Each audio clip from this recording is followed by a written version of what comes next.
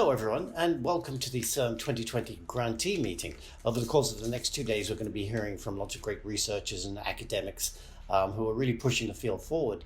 But we want to begin many of these sessions by talking to some of the people who are really at the heart of it, the patients, the patient advocates, and the people who are at the heart of all the research that we're doing. And we're happy to start the day off with two great people here. Frances Saldana, who I'm sure many of you know. She's the President Emeritus of HD Care. And Clarissa Brown, who's the Regional Manager at COPE, which is a health scholars program. And before this, she was the Program Director for Arch Care, a long-term care facility for people with Huntington's disease. And Frances, if we can start with you, tell us a bit about your story, because it's one I think that really captures the kind of the cruelty of this particular Huntington's disease. Yeah, so I'm Frances Saldana, and the father of my children had Huntington's disease. All three of my children inherited the mutant protein for Huntington's. When he was sick, there was really no treatment or any significant medications for his symptoms. So I was devastated and broken. As it turned out, after he died in 1989, all three of my children started showing symptoms for Huntington's.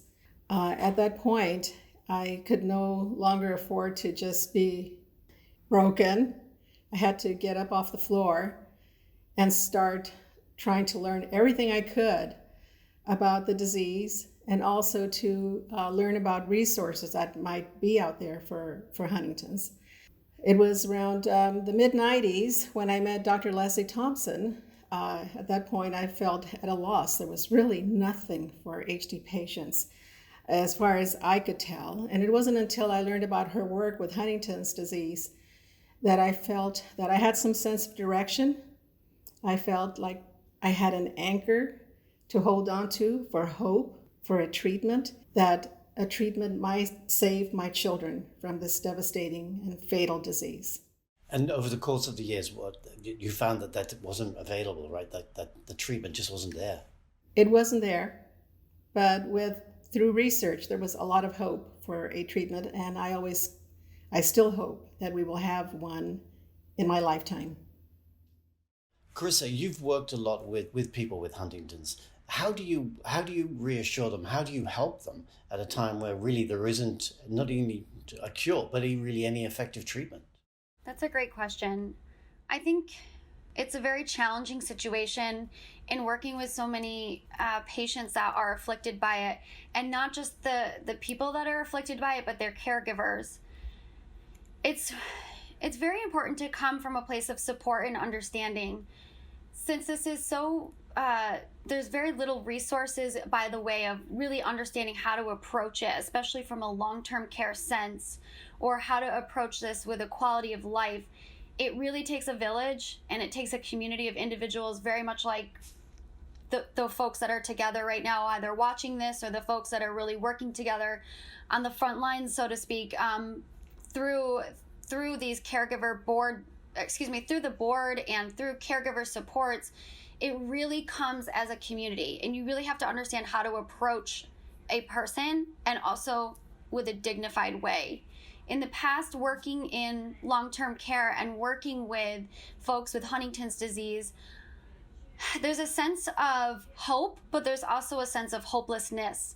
And really working in the middle of those two feelings, it's a really uncomfortable space, but it's a space that needs to be addressed so that folks really understand there are advocates out there. We are working every day.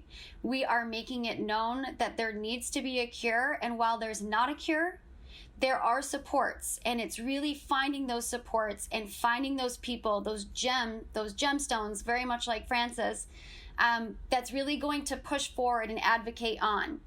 And really bringing that sense of community on how can we come together for this population? How can we come together for the progression of this? Because we know the progression is inevitable. And it's really taking a stance, a really empathetic and compassionate stance. How do we work together? How do we advocate? How do we educate? And bringing that awareness to the community is your very first step in supporting. Great. Frances, since all this began, you've become a great patient advocate, a great champion for research into Huntington's disease. How did that come about, and what have you been able, do you feel, to achieve by doing that? Well, trying to find resources and educating myself about Huntington's, I was really just running around in circles until it was around 2007. I attended a CERM meeting with my daughter Margie. And at that point, I remember when I saw the presenters, Hans Kierstad, Dr. Pacifici, Bob Klein, and others, and I heard what they had to say about stem cell research. I knew at that moment that there were going to be some great things happening through stem cell research. And that just gave me more courage and more energy to keep fighting for my children who were still living at that time.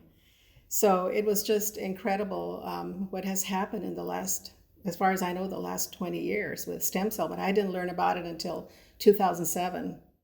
And what do you say when people come to you? Because obviously you're kind of a pivotal figure in the support groups. When people come to you, parents come to you and they talk about the loved one, a child of theirs perhaps, who's been diagnosed, what do you say to them? How do you reassure them?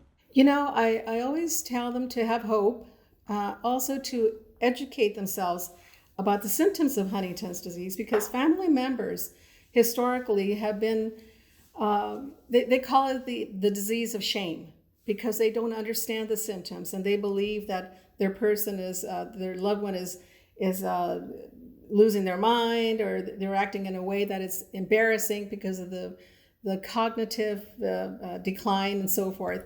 So I explained to them that, they're dying. They're dying. We need to treat them with respect and dignity and give them the kind of care that you would give any other person who is dying from a fatal disease. And while we're in this moment, be in the moment and create happy times for them, make happy memories for them. And at the same time, you're making happy memories for yourself. And this is what I try to do for my children. I focused on providing spirituality, meaningful social interaction, care, and just to make life as happy as I could, but never losing hope that there would be a treatment. But knowing all the time that time was, my children were in a race against time. And, they lost the race, but I'm still here. So in memory of my children, I continue on their behalf for their courageous fight to advocate and to fight for a treatment for Huntington's disease. Clarissa, Huntington's is a rare disease. Most people may have heard of it, but know very little about it. How do you raise awareness? How do you educate people so that they have a better understanding that this is something that could happen to anyone? So I think upon the time when even I didn't know what Huntington's disease was, but I knew, very much like Francis had said, it is a race against time, and I had lost a father to a rare neurodegenerative disease. And I know the feeling and the impact of talking with people or even practitioners that are unaware of the progression of a disease state and how that impacts you negatively. And that gave me a really empathetic approach with how can I raise awareness to communities on Huntington's disease, so that, going back to the comment about the disease of shame, let's lean in to what the symptoms are and why they're happening. And you really do that through advocacy. And even if you have limited resources, using your voice. The power of words, the power of storytelling, and the power of connection is exactly how I was able to build a program. I was able to generate awareness. I was able to develop partnerships, all in the name of, this is a person, hear her story. This is a person, hear his story. And then these stories generate and the awareness grows. And as that grows and expands, you get more and more people interested in, how can I help? And when people are willing to help because now they understand, now you're creating a connection that we can actually be the conduit to moving toward hopefully a cure. But if no cure, interventions that can give people a better quality of life as they're ailing with this as they progress. Frances, if we could end with you, where you talk about how you got involved in the research and everything like that. You're really heavily involved now with Leslie Thompson and some of the other researchers out there. How important is it for researchers to have a champion like you, to have people kind of advocating on their behalf so that they feel like the work they're doing is not just important, but that they have a lot of people behind them? It's very important because while they're doing their research and trying to develop clinical trials, if they don't have the patients to participate in these trials, well, we're just, it's a no-win for anybody. So patients need to be educated. They need to not be afraid to come forward, either to, they can come forward anonymously, but they need to participate because that's the only way we're going to have a treatment. Otherwise, this could go on forever and have no treatment for our loved ones. Do you feel hopeful? I'm very hopeful. Yeah, I'm very hopeful. I know I've been saying since 2000 that we'd have a treatment in 2 years. And then after 2 years, I said, oh, another 2 years. And then I said 5 years and then 7. Now I really feel that it'll be here in 2 years. That's a great note to end this on. Well, Frances, Clarissa, thank you both so much for joining us and helping us get this meeting off to a great start. Thank you both. Thank you. Thank you.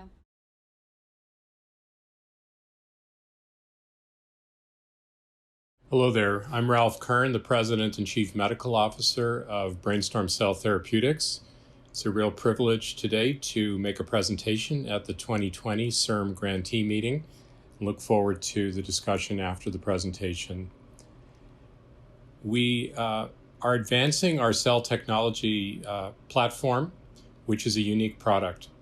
It's unique because it's autologous and convenient. Our NurOwn autologous cell therapy uses patients' own cells. The safety and cell persistence of the autologous product is an important characteristic. We use cryopreservation, which essentially creates an off-the-shelf product for each patient. A single bone marrow harvest creates several years of therapy. We have a short cycle time and only 7 days from thawing to injection in the clinic. Our product is also consistent and reliable. Does not use animal proteins, there's no xenocontamination, no use of antibiotics. Genetic modifications or viral vectors are used in the manufacturing process. NurOwn is culture rescued after thawing, which creates a high cell viability and consistent performance characteristics. Finally, we use cell potency as a release criteria. Our platform technology is also unique in that we have consistent read-through of biologic measures from in vitro through animal in vitro testing, and finally in human biomarker studies. The 3 characteristics of our cells are that of neuroprotection, neurotrophic support, and immunomodulation. These have been consistently seen in all of our preclinical work and also in our phase 2 ALS biomarker studies. Finally, the consistent safety across clinical trials and across indications supports platform technology. Our platform, as you can see, is expanding. Our ALS program is the most advanced, and we'll have data from this study at the end of November. We have a progressive MS trial that's fully enrolled and will be fully dosed by the end of this year. And we're looking at advancing our therapeutic pipeline in Alzheimer's disease and other neurodegenerative diseases as well. We have preliminary preclinical work of MSC-NTF derived exosomes in ARDS, which is an area of very high interest these days given the COVID pandemic. Our manufacturing process is fast, consistent, and reproducible. Cells are derived from the bone marrow where they're harvested and sent to the manufacturing site for purification and expansion. Following this 12-day process, we cryopreserve an intermediate product, which creates an off-the-shelf product for each individual, enabling retreatment for 3 years or longer. The cells are then thawed, expanded, and induced to differentiate into MSC-NTF cells, which secrete high levels of neurotrophic factors and other repair molecules. And this second step in the process takes approximately 7 days. Our cells are then loaded into a syringe, and 100 to 125 million cells are then administered via intrathecal administration in a lumbar puncture procedure, which can be done as an outpatient as well. And this is a well-characterized process that we have repeated many times in our clinical trials. And we're very confident that this can be a practical approach following successful commercialization and approval. The characteristics of the cells are very important. In addition to very high purity, the cells are demonstrated to secrete high levels of neurotrophic factors, including GDNF, BDNF, VEGF, and HGF. These are 5 to 10x changes, and these contribute to their mechanism of action. In addition, the cells have known immunomodulatory effects. They reduce cytokines, but in addition have also been shown to expand T regulatory cells. And this is data from our open label phase 1 and 2A trials that were published in JAMA Neurology. We've shown in vitro that the cells can increase T regulatory cells, and you can see on the right when PBMCs are co-cultured with the cellular product that this has been consistently demonstrated. So in summary, our cells have 3 unique characteristics. One is addressing neuronal degeneration. We've confirmed this in our phase 2 trial by an up to 60% reduction in caspase-3 in the CSF after a single treatment. The cells also restore neurotrophic support that is a consequence of loss of astrocyte function. And we have demonstrated this by cargo delivery in our phase 2 trial and also in our preclinical studies, both in vitro and in vivo. And thirdly, the third axis of treatment is modifying immunomodulation, modifying neuroinflammation and microglial activation. We've shown consistent immunomodulation by a reduction of MCP1, SDF1, and chitotriosidase. Our ALS program has a long history. We initially completed phase 1 and 2A open label trials where we determined dose and route of administration. That was published in JAMA Neurology, as I mentioned. Following this, we completed a randomized placebo-controlled phase 2 trial involving 48 patients with a single dose of our treatment, intrathecal, and this was published last year in the journal Neurology. And finally, we have completed enrollment and dosing of a 200-patient phase 3 trial, and this will generate top-line data by the end of November. Our phase 2 trial design has a randomization event. There's a run-in period of 12 weeks, and 48 patients are then randomized 3-to-1 to receive either treatment or placebo by intrathecal administration. We collected CSF before and after, and we followed the patients at monthly intervals to determine safety, tolerability, the functional changes, including the ALS-FRS slope, slow vital capacity, and we pre-specified the fast progressor criteria where we required that individuals decline by a minimum of 2 points in the 3-month run-in period. The study showed remarkable safety. There were no treatment-related serious adverse events. There were no dropouts due to SAEs, and the most common adverse event was transient mild in severity and related to the procedures. We measured function as our primary outcome measure. We used a 48-point ALS functional rating scale, and this has been well validated and regulatory approved. It involves 4 domains involving respiration, bulbar function, fine motor function, and gross motor function. In our phase 2 trial, we looked at a change in rate of disease progression determined at 24 weeks. In our phase 3 study, we'll be looking at a responder definition and looking at the change in ALS-FRS slope at 28 weeks. This is an example of the data that we've obtained in our phase 2 trial and showing how we analyze the outcomes. As you can see on the top, in a treated patient, this individual had a rate of decline prior to treatment of minus 1.08 points per month. After treatment, the rate of decline decreased and was 0.4 points per month. This individual would be considered a responder. And you can see if they had continued on the same trajectory, the outcome would be very different. Patient who received placebo is illustrated on the bottom. You can see in the run-in period, the slope was minus 0.57. After treatment, it continued, maybe a little bit worse, but this would be a non-responder. And we can measure both the change in slope, we can measure the slope after treatment, and we can also measure score changes after baseline as outcome measures. In our phase 2 trial, you can see that the slope change, in other words, the positive change in the treated individuals, which are in the blue bars, shows that there is a change in the rate of disease progression in a positive direction.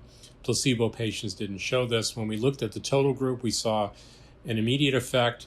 In the rapid progressor group, it was longer and of greater magnitude.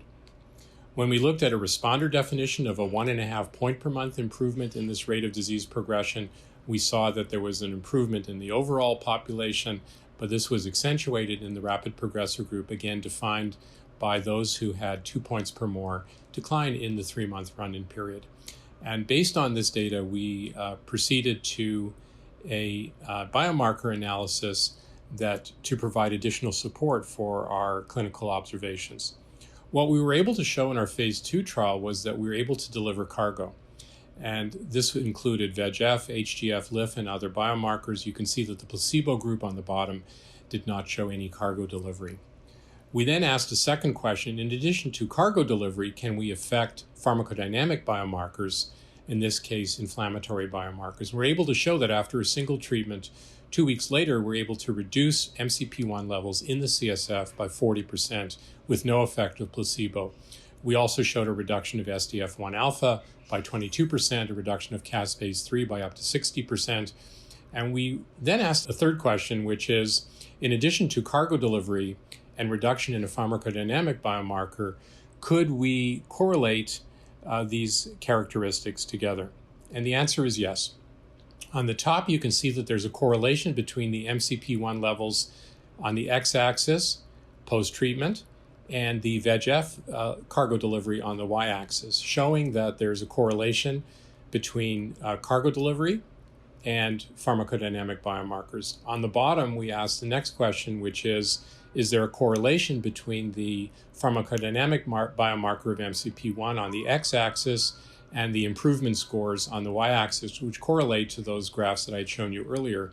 And the answer to that was yes, that those who had lower MCP1 levels post-treatment had greater improvement scores or changes in rate of disease progression after treatment.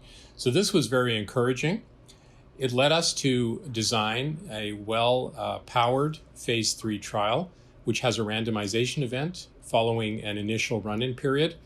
We have a bone marrow aspiration in the run-in period where the product is acquired, and then individuals are then randomized 1-to-1 to receive treatment or placebo. Unlike phase 2, this involves 3 treatments, and also the inclusion criteria specifies that individuals must be fast progressors. So individuals must have declined by 3 points or more in the 3-month run-in period. The study is 28 weeks in duration. There's monthly assessments. In spite of the COVID pandemic, we were able to continue treatments throughout the hospital restrictions. And I'm very happy to say that the study is fully enrolled and fully dosed. And we have a few remaining assessments leading to top-line data by the end of November. What are we looking for in the study? We're looking at efficacy. In other words, the change in function as measured by the ALS Functional Rating Scale. Obviously, we're looking at safety, slow vital capacity, which is a functional measure of breathing, survival, both in terms of tracheostomy-free survival and mortality will be measured, as well as 7 serial biomarker assessments of CSF and plasma. And this study, I may say, is has one of the most robust collections of biomarkers of any clinical trial that we're aware of. And we believe that the combination of the very careful clinical assessments and correlation of those clinical assessments with biomarker values will help confirm the value of this treatment in ALS. I must say that we are fortunate to have great partners in addition to CIRM, and I want to recognize the funding that we've received and the support we've received all along from the California Institute for Regenerative Medicine. We want to also call out the City of Hope and Dana-Farber Cancer Institute, which have been wonderful partners to us in terms of manufacturing and product support. I also want to call out attention to the treatment centers and universities that we're very privileged to work with, including University of Massachusetts, Massachusetts General Hospital, the Mayo Clinic in Rochester, Minnesota, UC Irvine, Cedars-Sinai, and Sutter Health, or CPMC, in San Francisco. Without the collaboration of CIRM, our manufacturing sites, and these wonderful centers, I don't think we would be having this discussion today, and we really want to acknowledge that support. With that, I thank you for your attention today. I'm very happy that we've been able to complete the study in our timelines, and we expect top-line data by the end of November. We appreciate the support and would love to take any questions during the Q&A session with you that follows. Thank you very much.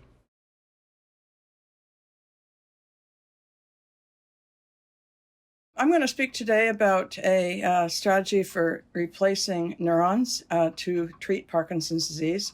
This is work that was supported by CIRM over many years. So giving you an overview of what we've been working on, we are planning an autologous neuron therapy. And by autologous, I mean that the cells that will be transplanted, the neurons that will be transplanted, will match the individual they're being transplanted to. So you can see over on the left, there's a Venn diagram that shows that the way that we've figured out how to do this is from a long history of both learning how to culture and differentiate pluripotent stem cells, but also a long history of genomics, which we have applied to analyze the cells so that we could make this an efficient and safe process. The diagram on the right illustrates in broad terms what we're doing. We harvest cells from people.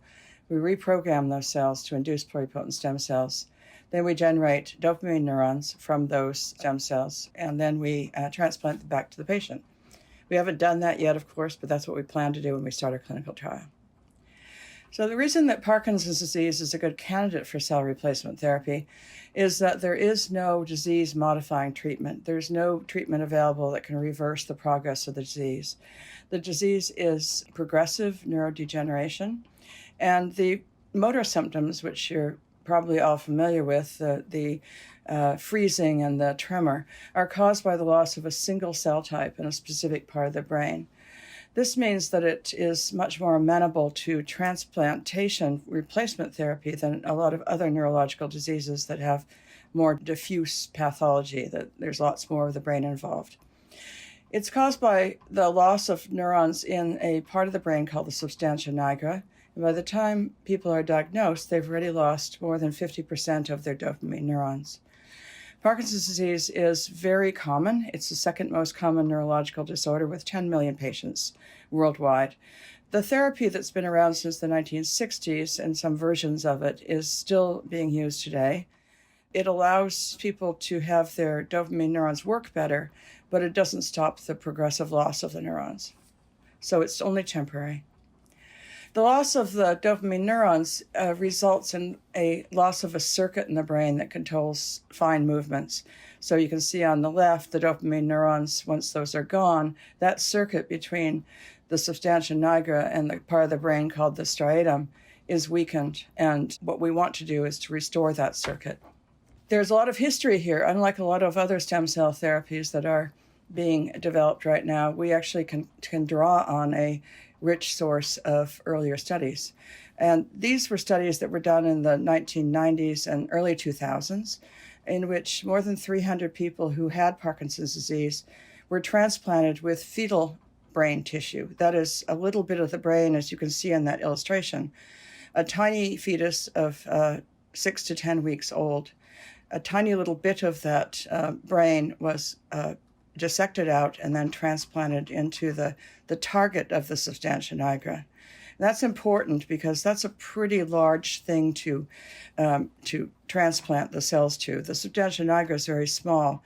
And during development, substantia nigra needs to grow its connections into the striatum over time. And we want to avoid that process. So we and everyone else wants to put the cells straight into the striatum. On the right is a cover of a book that was written about these early studies by Kurt Fried, who was one of the pioneers in the transplant for neurodegenerative disease field. It's quite a remarkable book, very personal, and I certainly recommend that people read it if you want to understand how this all started. So the problems with the fetal cell transplants were that the results were variable.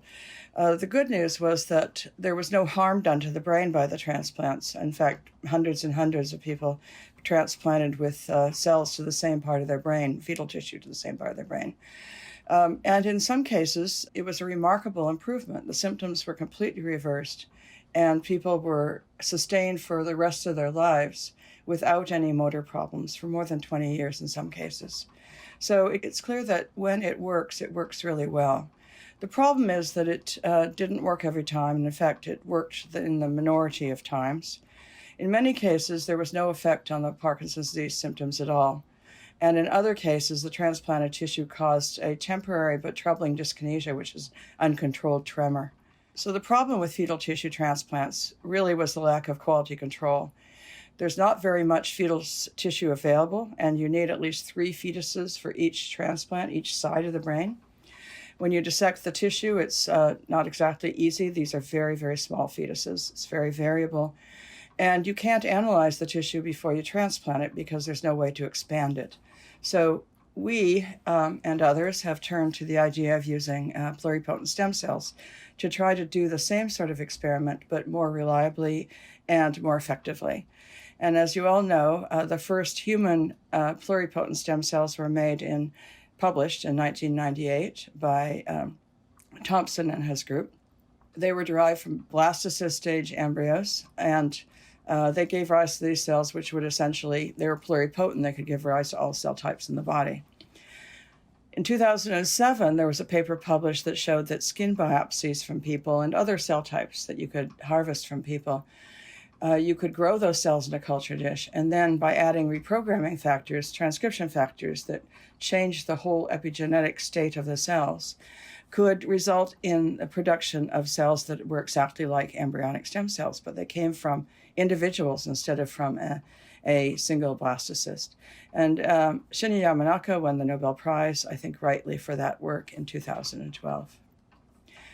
The reason why pluripotent stem cells are valuable for neuronal replacement, especially for Parkinson's disease, is that they provide an unlimited source of cells, unlike fetal tissue. They can differentiate into any cell type in the body. It turns out that dopamine neurons are one of the simpler cell types to differentiate. We can control their fate so that we can reproducibly make the same cell type every time from different starting populations. And most importantly, we can do comprehensive quality control because we don't have to transplant all of the cells that we generate. We can use most of them for quality control. This is what they look like when the cells have formed from a iPS cell line. These are dopamine neurons. The green cells you can see are connected with all the other cells, and they remarkably become quite mature in a culture dish if we keep them long enough. So I told you that we weren't the only people doing this, so this is a sort of an overview which is published in 2017, which was the result of a meeting we had in Kyoto in Japan, in which 4 worldwide groups came together and shared our plans for our particular version of making pluripotent stem cells into dopamine neurons for Parkinson's disease. There is a European group led by Roger Barker and Malin Parmar. They're using embryonic stem cells. Similarly, the project that was initiated by Lorenz Studer in New York also used embryonic stem cells. And slightly different, Jun Takahashi in Kyoto, in Yamanaka's group, decided to use donor iPS cells, a single iPS cell line rather than a single ES cell line. The difference between those 3 and ours is that they all require immunosuppression. And immunosuppression is something that you give to people when they get organ transplants. It's not something you want to take lightly. So we, from the very beginning, decided we want to have cells that match the patient so that we would not need to immunosuppress them. This is a comparison of the 2 approaches. Obviously, if you use allogeneic cells, which are the single cell line for everybody, those cells will be rejected if there's no immunosuppression. And we won't have that problem. And we actually have confirmed that in our in vitro studies. Manufacturing is scale up to 1 cell type, 1 cell line into hundreds of billions of cells. Whereas we do scale out, which means we make very few cells, just millions of cells, but we make them for each patient. The reason why that's important is that if you do a lot of expansion of cells, you get genetic mutations, almost inevitably, because pluripotent stem cells, as I'll show you in a moment, will acquire mutations that are associated with cancer if you culture them long enough. Since we don't have to grow the cells very long, there's a much lesser probability of that happening. We also will be able to redose patients if necessary. If, for example, we haven't given them enough cells to start with, in theory, after a few years or so, after we're certain what the outcome is, that we should be able to transplant the same cells back into the same person. There is a method that people are developing right now for making the cells invisible to the immune system, and we don't need to do that. There are some downsides to that, which I won't discuss in this seminar. So I told you that expansion of pluripotent stem cells is a problem, and this is because they acquire cancer-causing mutations as they proliferate. And my kind of crude diagram on the bottom shows that what happens is that there's evolution in the incubator as cells grow. Some of them die as cultures grow. Some of them become resistant, which are those bright blue cells with the little red resistors in them. And over time, those cells, because they're resistant, they eventually will take over the culture, while the other cells will all die off over time. The mutations that we see, the first one we saw was P53, which is a mutation that's found in 50% of cancers. It's definitely not something you want to use in transplants. This is just a snapshot of some of the work that we've done and others that showed that we found these mutations in embryonic stem cells and in iPS cells. And it just shows that they're everywhere. These are hundreds of different cell lines from many, many different sources, and they all acquire P53 mutations over time. So the reason that this genomics is so important is that we want to avoid having any mutations in the cells, but we also want to make sure that the cells we make from each individual are the same every single time. So the outline on the left-hand side shows you that we start with somatic cells, make iPS cells. We use an assay called pluritest, which uses RNA sequencing, in order to analyze those cells to make sure that they are pluripotent before we start. And then we do another assay, we differentiate those cells and do another assay, which we call neurotest, to make sure that the cells are at precisely the right stage for transplantation. So using these tests, that means that we can do the same thing with hundreds and eventually thousands of patients relatively cheaply, and we can be assured that we have the right cells every time. The safety of the cells is assessed by doing whole genome sequencing and what is called SNP genotyping. SNP genotyping, we're doing essentially the same thing that 23andMe does. It tells you whether the genome has had any errors occur in it. And so we do the whole genome sequencing 3 times during the procedure and the SNP genotyping. So we are using tools that are as thorough as we can possibly do and still keep the expense down, to make sure that the cells are the right cell type, the right cells for the transplant at every stage, and also that the cells don't carry any mutations that will cause any problems with the cells after they've been transplanted. I'm going to show this to you, but you don't need to grasp the entire thing. This is just an overview. If you look across the bottom, embryonic development starts with pluripotency. The cells are pluripotent to start with. Then they go through a stage called specified, in which they have fewer options. They can't make every cell type in the body. They're limited. And then the next stage, which is the determined stage, is the stage at which the cells don't have any choice, that they have to make only one cell type, but they're not that cell type yet, and that's really important. And then eventually they become differentiated, and there's no return from that state. And there's also no return from the determined state. They can't go backwards. So this illustrates a tool that we developed with CIRM funding over time called pluritest, which used RNA sequencing to define any cell population, to define it as pluripotent or not pluripotent. There are a number of papers published on this. It is now the most popular method in the world for making sure that your cells are pluripotent before you start. And that's probably one of the reasons that it's popular. It has had 30,000 uses so far, is that it's free. It's at pluritest.org, and anybody can use it. We also we filed a patent on this a while back. We also have this RNA sequencing method, as I mentioned, to predict the fate of cells that they will become functional dopamine neurons after transplant. And this is a little trickier because, as you see again through embryonic development, the cells are pluripotent and then specified. And now we're trying to catch the determined state, which is the state at which the cells aren't quite dopamine neurons yet, but will be dopamine neurons. The reason we need to do that, and the reason we need to be so precise, is that cells at that stage are the ideal state for transplantation. And at that stage, when we transplant them, we'll have the maximum survival of the cells, and they will also have the maximum chance of growing their axons out into the entire striatum. So as a summary about this work, we have started from the very beginning deciding that we wanted to do an autologous therapy as soon as iPS cells became available. There are advantages to this. There's no rejection, no immunosuppression.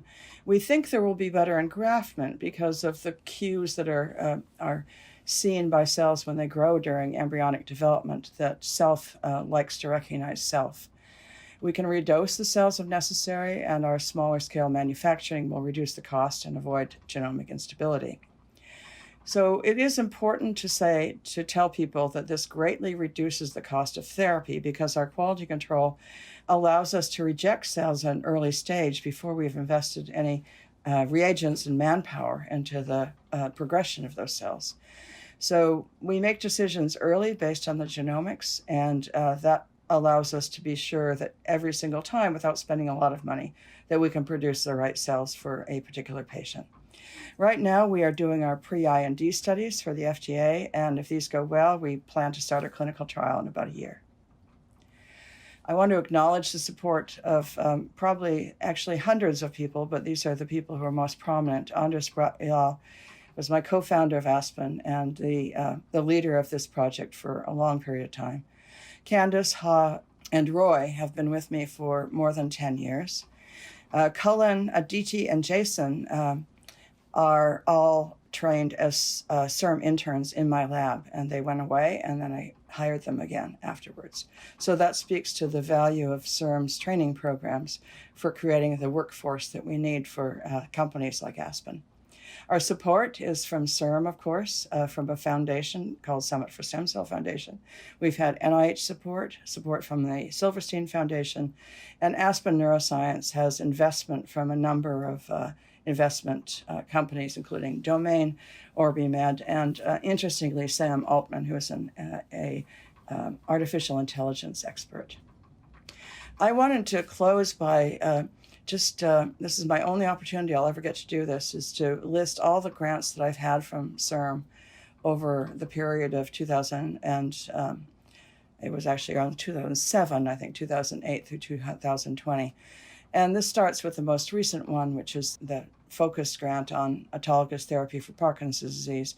But it goes all the way back to the technology grants that we got from CERM that allowed us to develop Pluritest and then Neurotest.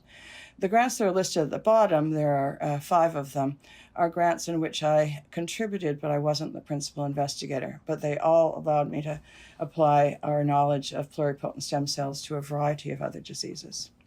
So with that, I will close. Thank you very much for listening.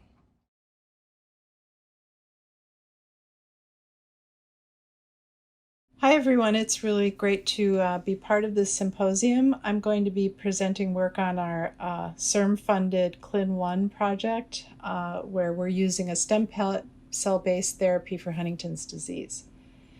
And Huntington's disease is a CAG repeat expansion disease. And what that means is that within the gene called Huntington is a repeating CAG unit, shown here. And in the disease itself, we all carry that repeat, but in the disease itself, that is expanded beyond a certain threshold that when translated into the protein then is expanded and creates an abnormally long stretch of glutamines in the protein. And there's a range of these repeats that occur in human disease. So for instance, when you have very long repeats up towards 100, above 60, that would result in younger onset Huntington's disease. And typical HD is somewhere in the 40 to 60 repeat range, which would translate into adult onset. Typically, individuals are affected between the ages of 35 and 50. When they're in the prime of life, they have young children, typically are in the midst of their careers. And at this point in time, there's no FDA-approved treatments that change the course of the disease. So there's a very significant unmet medical need for Huntington's disease treatments. And the disease itself is characterized by this very progressive impairment in the ability to control movement. Typically, this is chorea or dance-like movements, which I'll show you in a minute. And there's a decline in cognition, being able to multitask, carry out daily tasks, carry out your job, and psychiatric well-being. In the brain itself, it's characterized by neuronal dysfunction. So the cells in the brain, the neurons in the brain, become less and less able to function appropriately. There's loss of medium spiny neurons in the striatum and atrophy of the cortex. And very notably, there is, and this is of relevance for later on in the talk, there's a lack of connectivity between the cortex and the striatum. The individuals lose those connections within the brain that allow appropriate function. It's caused by a single mutation, but it's a very complex disease. So in the brain itself, there's widespread effects. There's loss of structure within the striatum, as I mentioned, particularly the medium spiny neurons. And there's overall atrophy or shrinking of the cortex, but other brain areas are also affected. This is just a slice from a postmortem sample of brain from an unaffected individual and one from someone who died of HD. And what our goal then is to really find treatments that we can start in this early period before onset of symptoms.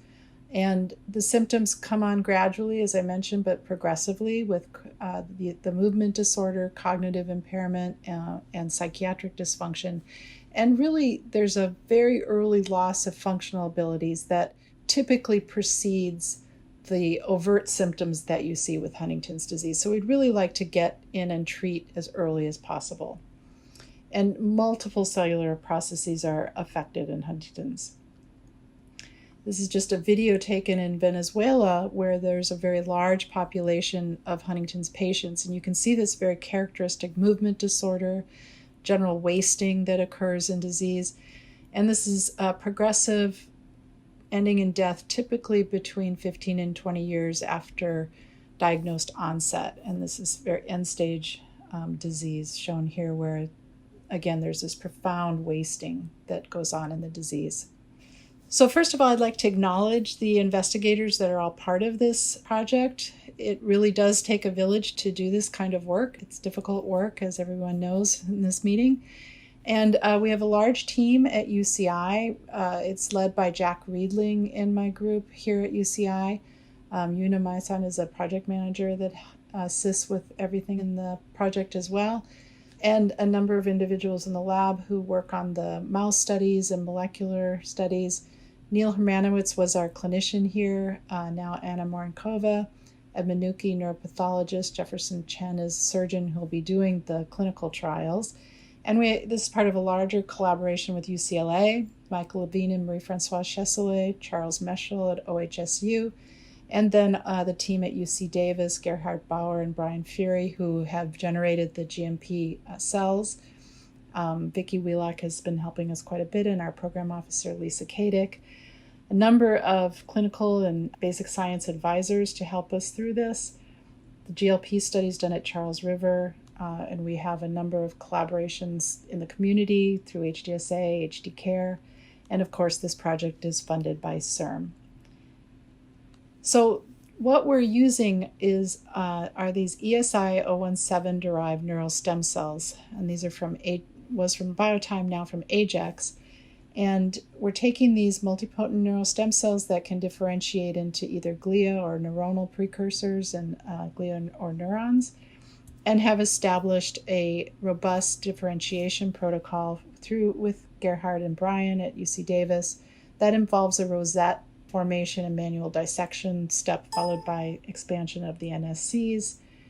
And we've now developed a protocol for the clinical application with these cells, with culturing for a period of time, harvesting, bringing into formulation media, and then shipping to the clinical site, and have established parameters with flow, qPCR, Nestin as an anchor for flow, and karyotype sterility stability. And we're developing a panel based on single-cell RNA-seq that we can use as we move forward. So the experimental design that we've used over the years to test efficacy and mechanisms, the general processes that occur following transplantation, is to transplant these GMP-grade human neural stem cells, the ESI 017 derived, directly into the striatum of mice. And these are HD model mice, which I'll get into in a minute.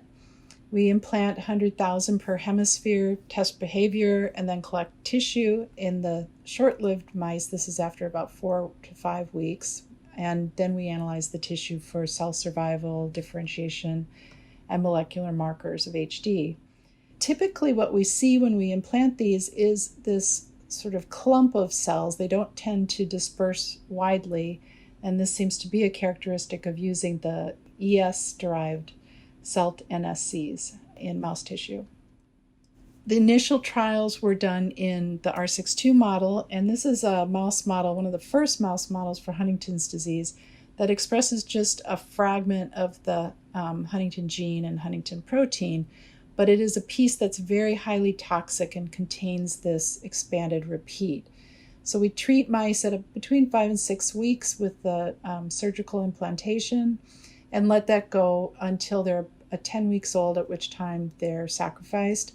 During that period, they undergo a number of different behavioral tests. This includes rotarod, running wheel, pull test, grip strength, and some memory and cognition.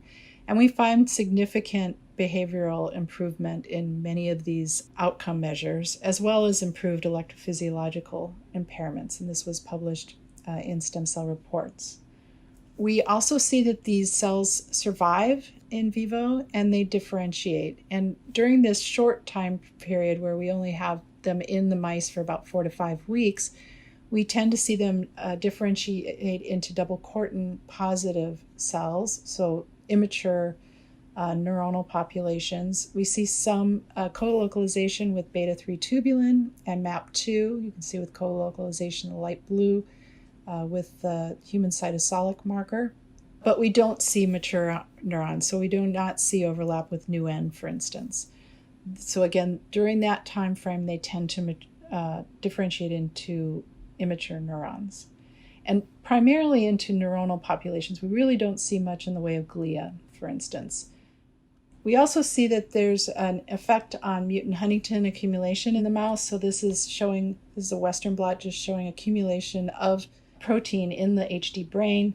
And when we have, shows it in the mice, and when we treat with NSCs, we see a significant reduction in this. And this is, we believe, a very toxic form of Huntington that is found in the brain.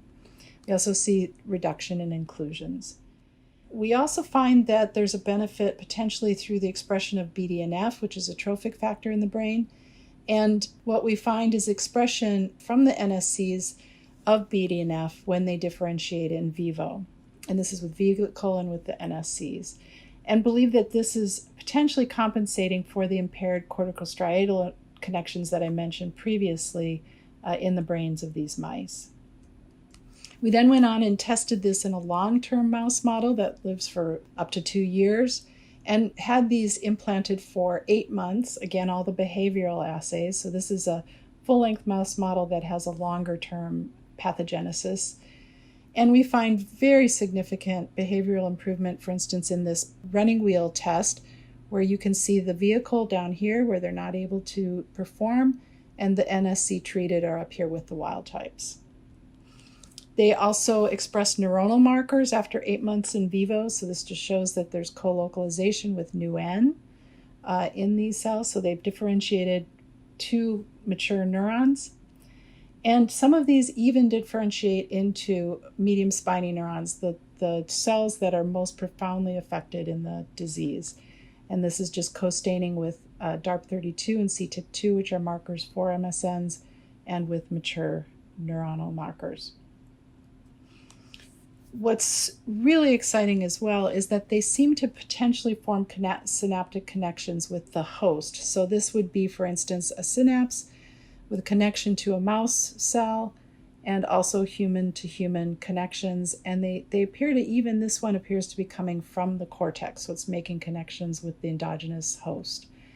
And you can see this again here, where these are the mouse cells that do not stain for the human marker, forming connections with these NSCs and with the NSCs here. They also seem to be able to display mature neuronal properties at the level of neuroelectrophysiology, and I'm not going to be going into any of this in any detail, but you can see that there's sodium currents that are reflective of mature cells. These are some of the immature, for instance here, immature neurons that are transplanted. These are endogenous neurons, and with some of these larger mature NSCs, we find human NSCs, you start to see some of the synaptic properties or electrophysiological properties of mature neurons, which was extremely exciting. We also see some rescue of membrane and synaptic properties of the host MSNs. So for instance, shown here is effects on membrane properties. Just show one example where here's the input resistance, wild type, with just vehicle alone, and then with the transplanted cells, it goes back to the wild type levels. So where we're at now is performing IND enabling activities and preclinical safety evaluation. So we're looking at long-term safety and tumorigenicity with the mice, and this is in progress at Charles River. Spiking studies, again, in progress. We've just completed a delivery and placement study of the NSCs in non-human primates with UC Davis, and I'll show a little bit from that. And then our goal is to file an IND and perform clinical startup activities. So just to show very, very quickly, we had 3 non-human primate brains implanted with human NSCs for a month. They did not show any abnormalities during gross pathological examination, and the cells survived, and some even differentiated into immature neurons, again shown with this double cortin staining. And some of them differentiated into immature neurons, where you can see this more clearly here with the human Ku80 marker and double cortin. So where we are now also is we've worked with an international consortium to facilitate stem cell-based therapies for HD that's called Stem Cells for HD. This was a meeting we had in 2018 at UCI. And really this is to help the community to facilitate preclinical assessments, what we need to have in place, the clinical challenges, including immunosuppression, trial design, the stage of the HD patient. And so this has really been helpful for the community. It's in progress, and a lot of the patients that we'll be testing initially will come from Enroll HD, which is a longitudinal study of Huntington's patients all over the world, and really is an incredible resource for these kinds of trials. So thank you very much for your attention, and look forward to questions in the discussion. I think what's come out of that is this consideration of the kind of 3 different things that can happen when you transplant cells. One is to modify the environment that the cells go into, and I think Ralph really put that forward nicely. That could be through growth factor release, reducing toxins, or even just like an anti-inflammatory effect to the cells. And the second 2 talks is more about attempting to replace the neurons in the brain, which is far more challenging, but somehow more rewarding in some sense, because you're really putting a new neuron in. And then, as Leslie mentioned, you have to get it to connect, and Jeanne, so those are the challenges of neuronal replacement. But when you put a neuron in, you're not usually putting a purified neuron, and it's often got astrocytes associated with it and other cell types.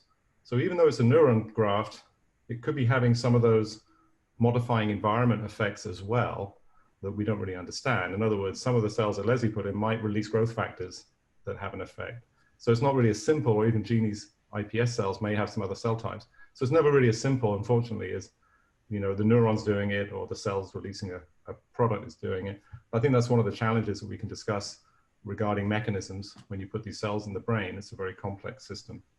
And then finally, the third thing that's probably is happening is it's a combination effect. Is that particularly for the neuronal transplants, it's not just the neurons connecting, it's probably a modifying the environment as well. I think as Ralph pointed out, The MSCs have a range of different effects, and I think he mentioned at the end there this exciting area of exosomes.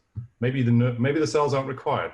You just need the exosomes that they pump out, and that's an extreme modifying effect. So, that was my short introduction. It's also nice to hear from the patient advocacy groups, quite amazing stories there, and how these advocacy groups, particularly for Huntington's, but also for Parkinson's and other diseases, have driven a lot of this work that CIRM has funded. And I think the patients are really at the heart of all this. And Leslie, you may remember those old meetings where we all got together, first of all, and we all had legs, but also where the patients used to come to the same meeting, and the World Huntington's Association used to do that. And I'm not sure it happens so much anymore, but you'd hear from the patients and the scientists at the same meeting, and they could interact. And I miss those meetings. Okay, I'm going to roll now into question and answers. I think detecting cells after transplant is very important.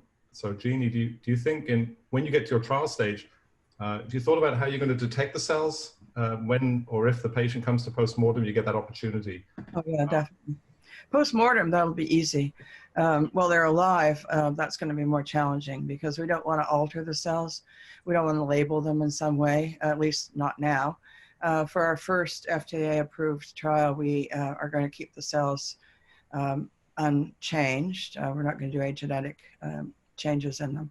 But long-term, should those cells be shown to be safe, then we could actually label them and look, for example, markers in the blood to see whether the cells have escaped. It's very hard in the brain, though, to get a live look. What we are doing is some PET imaging, which allows us to see how active the cells are in the brain with a 2-deoxyglucose mapping and also some dopamine transport. Thanks. No, that's a good point with dopamine neurons because they're ectopic, so they shouldn't be there. So they'll make the dopamine and light up in the little patch. So that's easy. Leslie, have you thought about that for the Huntington's model as well? I haven't come up with an answer yet, but it's really very similar to what Jeanne said in that we don't have any markers for when they're alive. When they're postmortem, there's things that we can test because it is non-autologous. We can test this for the cells, the presence of the cells, and there are PET ligands we can use just for general activity and presence of active medium-strand neurons, but at this point we can't tell. I think it could be that PET comes to the rescue a little bit for everybody. Yeah. If you can design ligands that specifically hit those cells, particularly for the brain transplants, not so much in the CSF, it's a little trickier. Right. But I think we're underutilizing that technology. I know in the Bjorklund transplants and the Lund, they did use raclopride and other agents that would bind to dopamine receptors. So maybe we could be more creative in there, and maybe there'll be a CIRM initiative for that come up. Yeah, we've come a long way since the Bjorklund transplants with that kind of technology. And you can now apply AI in order to analyze the brain images in an unbiased way, which is very useful. Good point. All right, I've got another question here. And this is kicking off for Ralph. When you test peptides for protective T cell response, how do you detect for T cell cytokine secretion of this response? What kind of biomarkers are you looking at, Ralph? Yeah, so the immunological biomarkers are really quite developed and consistent and can be measured in both serum and CSF. What we're doing is we're measuring paired samples. So we're looking at CSF and serum or plasma.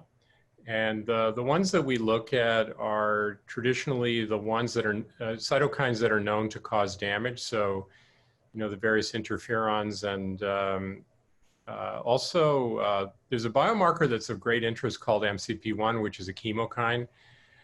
It seems to signal immune cells to enter the nervous system to produce damage. There's a lot of new information about the damage that it does on its own. And it seems to be an early marker of inflammatory reaction to neurodegeneration, and has some pretty good correlations in ALS and Alzheimer's disease with both clinical measures. And in ALS, it actually correlates with survival. So these are the ones that we've looked at. There's a few others that are of interest. So I know that chitotrioscidases have been of great interest lately. We looked at that in our phase 2 trial. We saw that it was reduced after treatment, and that we actually had an interesting observation. Even in the run-in period, the level of chitotriosidase in the CSF correlated with the ALS-FRS scores. So we think that immune markers are measurable, that they are intimately related with neurodegeneration, and I think they're going to become more, even for treatments that aren't primarily immunological. I think that looking at the impact of a treatment that reduces neurodegeneration on those markers might also be of value. Yeah, I agree. I mean, biomarkers are very, very, very, very important. There's another question here for Jeanne Loring. Could you cite any other similar study on biomarker therapeutics, and why is your study so unique? So is that the genomic analysis that we're talking about? Because I think so, when you can detect things, you know, in the yeah. CSF. So far that in my understanding, it is unique. We've been doing it longer than anybody else, so we've got a better hold on it. Like pluritests, which we published in 2011 and really didn't catch on till 2015, we suspect that kind of whole genome biomarker analysis is going to become more popular in the future. It is remarkably sensitive to slight changes, and we've done single cell RNA-seq too to be able to see what the composition of the cell types are, but that's not practical for a quick kind of assessment of the cells. So what we've done is use bioinformatics to link our single cell analysis to our bulk analysis, so it becomes more predictive. Oh, that's good. I think the cellular analysis is really interesting. So some question here more on testing. Maybe this is for Francis Saldana. So I won't reiterate the question exactly, so it's a little controversial, but the gist of it is, if you can have testing for Huntington's disease, you know, why couldn't we just eliminate it genetically? And I think that's a deep philosophical and moral question, Francis, but I know you might want to clarify a few things as well. You mentioned that you might want to clarify a couple of points from your discussion in the video, but I'll open the floor to you to maybe talk about genetic testing, the complexities in Huntington's, and anything else you want to say, Corey. Yeah, I think what I'd like to address is the actual clinical trials. I know that HD patients are, you know, usually very apprehensive about participating, and they really need to come forward in order to assist in the success of the trial. However, it's very difficult for them because they're so disabled. So what I think needs to happen as well is that for the clinical trial staff to go to the patients just the way Nancy Wexler and team did, go right to them, because it's very difficult for them to travel because of their physical disabilities, finances. So that I think that when the clinical trials are being developed, HD families need to be a part of that. They need to be part of the design of the clinical trial and also the protocols that are involved, because families know firsthand what the needs of the HD patient is or are. So I think that's critical, and I think if we can contribute to the success of the clinical trial, we really need to be fully engaged in the design and protocol of the trial right from the beginning. Go also for to go to the you know, to the communities that are underserved, because that's where you're going to find the most Huntington's disease patients, because of where Huntington's disease takes you, right? They take you to undeserved communities. So this is where you're going to find the most participation, and that would be my recommendation as far as clinical trials are concerned. Okay, I think that's a really important point, and it's lovely to get, you know, patient perspectives really make such a difference from our side, from the research side as well. Yeah, and just to add to that, you know, completely agree with Francis, and they're very involved in our trial. Maybe to address that question, and Francis can jump in a little more too, it's just the whole idea of genetic testing. This has come up many times, this exact question, but one of the things that is possible now is pre-implantation genetic diagnosis, where you have in vitro fertilization and select only the unaffected embryos to then implant into patients, but it's very expensive. and it's doesn't always work. There's a lot of efforts by the community to go to insurance companies and try to have that done more frequently, but this is a worldwide disease, and again, that's a very expensive alternative.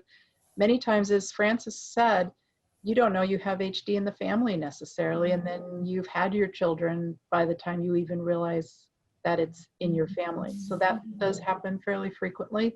Some people choose not to have children. Some people do and hope that, you know, there'll be a treatment. It's very, very complex question. Yeah, I think, and it's a whole, that would be a whole panel on its own. Yeah, it would. Ethics and genetic testing, and yeah, very complicated.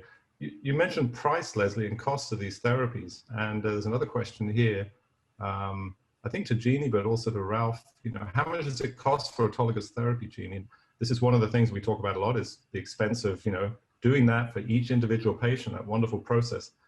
Have you thought about that? And you know, having said that, I know Zolgensma, which is the most expensive drug in the world, is about $3 million a dose from Novartis. So, you know,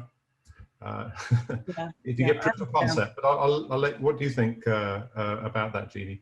Right. So if you compare the two possible cell replacement therapies, which are either allogeneic or unmatched cells and matched cells, autologous cells, we think the cost is going to be pretty similar. Not telling you what that cost is because we really don't know yet. Obviously, as we get more, the cost of goods, which is how you measure the kind of profit you're going to make off of a treatment, is very similar in the two cases, because we have more upfront cost with screening them. But as you know, all those assays we've introduced allow you to just essentially toss out the cells if they don't pass that particular assay, and assays are inexpensive. So I think the actual cost will be, it's certainly, I think we can go back to what Shinya Yamanaka has been saying over the years, because they started out thinking they would do autologous therapy, and they thought it was too much because it would cost $1 million a patient. And then I think at the next yearly meeting, he said it would be $500,000 a patient. And so at that rate, it'll be, you know, only a couple $100,000 per patient estimated for a Parkinson's disease cell replacement. Okay. Any other panel members have a thought on cost? I know, Ralph, your model is a little bit more maybe economical, but you've been doing this a long time. Have you thought about the cost structure? Yeah, I think there's some efficiencies that can be realized.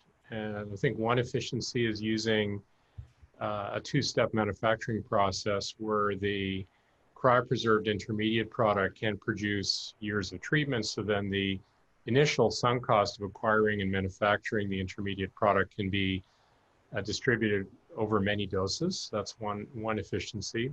The other efficiency, of course, is the location of manufacturing and the difference between clean room manufacturing and closed circuit bioreactors. I think that that's coming. And I think that we will all be benefiting from those efficiencies, whether it's cell replacement or MSCs or other forms of cell therapy. So I'm actually optimistic that over time, the cost of goods will go down and make it more affordable. I think as technology advances, we'll be able to offer people a product that's affordable and achievable. Right. I know there's a lot of questions. Sorry, Clive. We might want to point out, I think that in Leslie's case, in our case, we're thinking of a single dose, and that's obviously a cost factor as well. Exactly.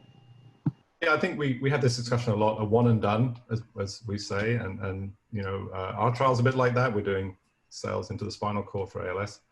And so that does affect the impact of the cost. It's the same with gene therapy. Like, you know, the Zolgensma trial is just once, and that's it. And so that 3 million covers the whole lifetime of that kid if they live to be 70. That's not a bad deal. If you divide it by 70, you're back into a regular price range. I've heard Amgen and other companies talk about other models for cost. If you show, so if it's a one-time transplant, if you show biomarkers that the cells still survive, in Leslie's case, for instance, that they're still making, you know, they're still DART positive, the insurance will keep paying as long as your cells survive. But if your cells die based on a biomarker, then you're not providing the drug anymore, then the insurance stops paying. So there are we're very creative at making money from drugs. I'm not really worried that that's going to happen. Wow. So this is America. Leslie and I have learned a lot in the last few years. Yeah. So I think that really benefits the patients. At the end of the day, commercialization is where the rubber hit the road with these types of therapies, Francis. So we should have all these open discussions about commercial value, and CERM is only going to survive if there's some commercial value to the state, given all the investment. But it has to be done in an ethically respectable way as well. And we have to really make sure the base of it, that the patients can afford it, and it's not just the wealthy patients get the therapy. And that's a dangerous, slippery slope we have to be careful of. And that really involves the state and making these therapies accessible to everybody and not being money dominated. And the companies can also partner with patient organizations because we can help, you know, in one way or another, either to bring the patients forward or to maybe fundraising, you know. So yeah, partnering with patient organizations would be great. I totally agree. I know the ALS Association has helped us a lot, and Leslie as well, and I think and Ralph. So it is a big partnership. Look, we have 5 minutes left, guys. There are a few other questions. I think many of them are like, you know, when's it going to be ready, and the typical questions. And I think I can answer on behalf of everybody, you know, when it's ready. And safety studies are safety studies. I think Ralph is the furthest ahead, and we're very excited for the top line data to come out, Ralph. And I think maybe one question on that, and I want to finish on immunosuppression because you've all mentioned that in different ways.